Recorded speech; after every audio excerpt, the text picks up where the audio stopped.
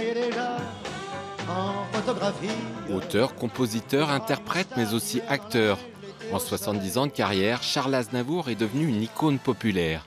Une popularité qui se vérifie dans la rue, quel que soit l'âge.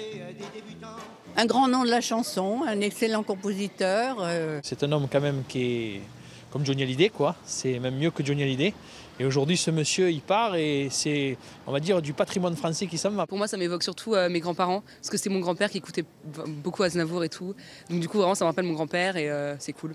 Une dernière tentative. Un artiste international et un homme engagé pour de nombreuses causes. Un effort de plus, as we say in French. En novembre dernier, Charles Aznavour avait présidé la vente de charité des Hospices de Beaune, un instant mémorable pour beaucoup. C'est un souvenir ému déjà, parce que c'était un président très humble, très proche de nous, qui, comme tout ce qu'il faisait, on avait l'impression qu'il avait toujours fait ça. Et puis, il était vraiment, je vous dis, très généreux et puis aussi vraiment proche des gens, comme si finalement Monsieur Aznavour était Monsieur Tout-le-Monde. Malgré son âge, je peux vous dire que c'était un bon vivant. Il a toujours dit que ce qu'il sauvait, c'était le travail. Vous savez qu'il dormait quasiment pas. Et j'ai pu constater qu'il dormait pas, parce que je pensais me coucher tôt un dimanche soir de la vente des vins.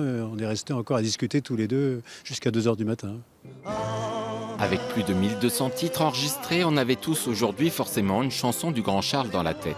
Emmenez-moi, je vous fais rire. Jusqu'au bout de la terre, emmenez-moi. Je vous parle d'un temps que les moins de 20 ans ne peuvent pas connaître. La bohème, nous nous aimions. Et voilà. On est heureux.